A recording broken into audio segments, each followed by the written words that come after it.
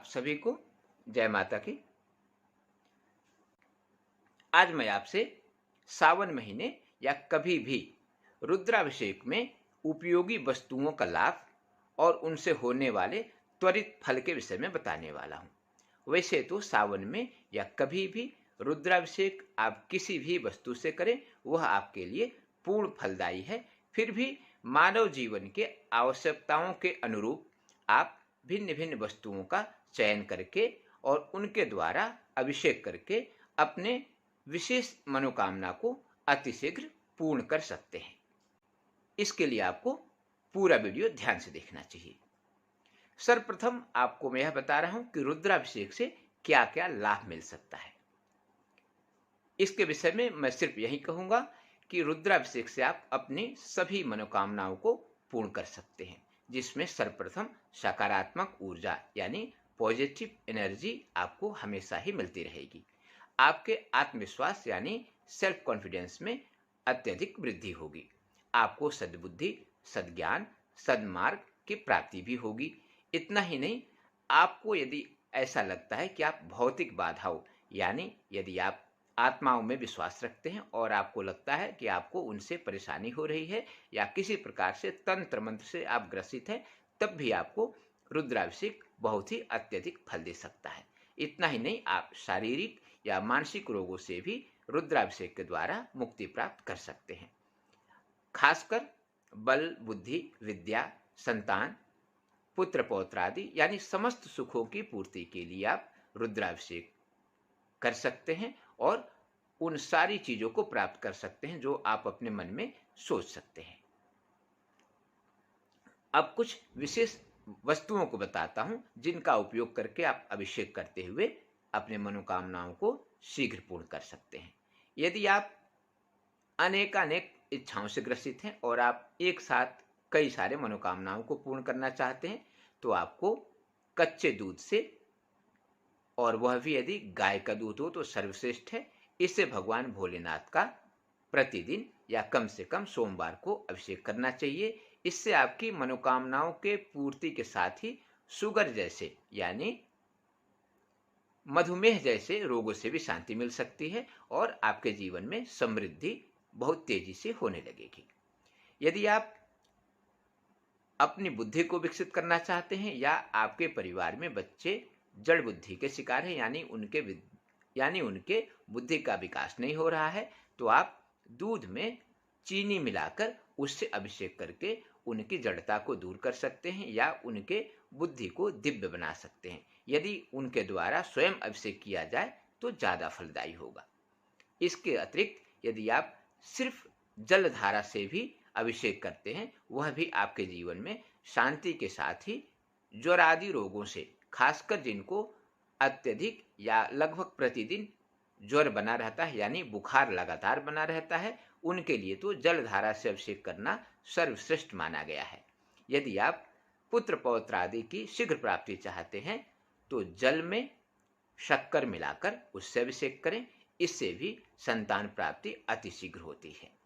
यदि आप काली गाय के दूध से भगवान भोलेनाथ का अभिषेक करते हैं तो इससे जिस स्त्री को काकबंध्या दोष, मृत वत्सा दोष या बंध्या दोष है, वह दूर होकर शीघ्रातिशीघ्र उनको संतान की प्राप्ति होती है।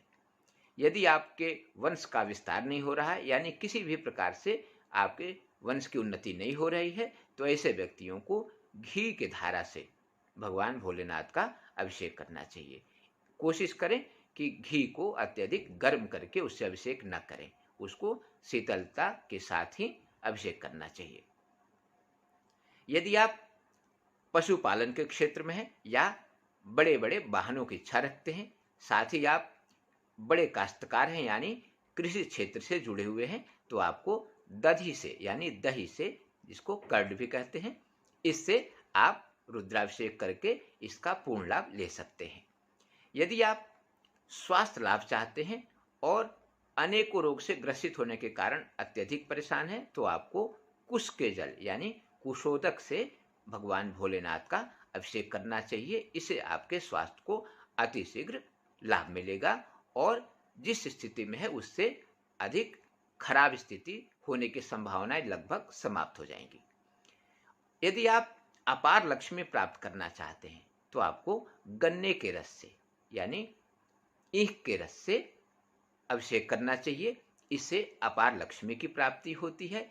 मतांतर में कुछ विद्वान ऐसा भी मानते हैं कि इससे भी संतान की प्राप्ति हो सकती है। यदि आप इत्रयुक्त जल से यानी सेंट को जल में मिलाकर उससे अभिषेक करते हैं तो इससे आपके भौतिक जीवन के सुखों में वृद्धि के साथ ही स्वास्थ्य आदि में भी उत्तम लाभ प्राप्त हो सकता है।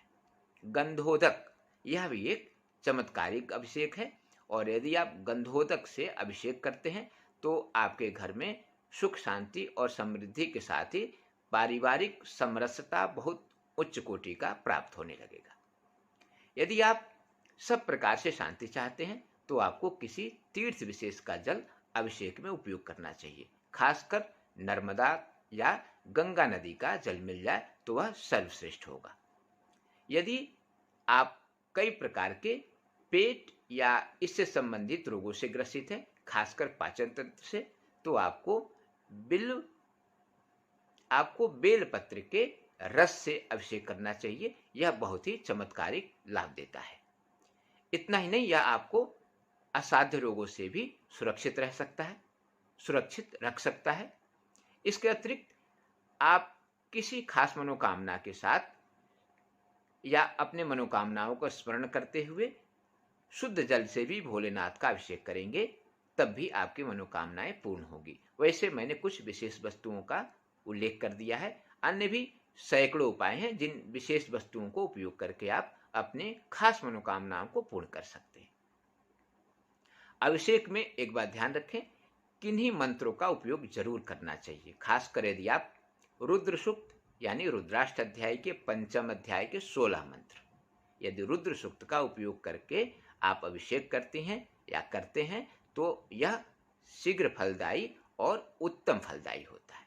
यदि आप इसका पाठ नहीं कर सकते हैं या पाठ श्रवण नहीं कर पा रहे हैं तो आपको शिव पंचाक्षर स्तोत्र का पाठ करते हुए या स्मरण करते हुए या श्रवण करते हुए भी अभिषेक कर लेना चाहिए।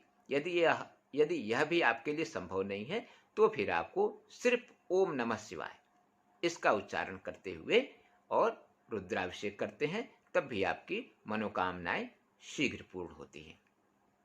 एक विशेष बात कि यदि आप शिव सहस्र नामावली या शिव सहस्र नाम स्तोत्र का पाठ करते हुए या श्रवण करते हुए यदि उपरोक्त बताए गए किन्हीं भी वस्तुओं से अभिषेक करते हैं तो यह कम से कम 100 गुना फलदायी होगा। यानी वह लाभ जो आपको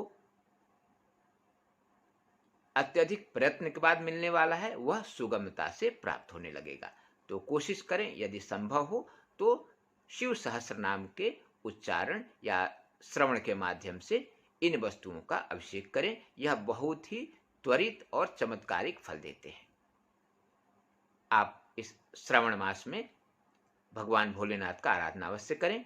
यदि आपसे महामृत्युंजय मंत्र या शिव भगवान के कोई भी मंत्र आते हैं, आप उनका स्मरण करते हुए और भगवान शिव का आराधना करिए। भगवान भोलेनाथ आपके समस्त इच्छाओं को अतिशीघ्र पूर्ण करेंगे।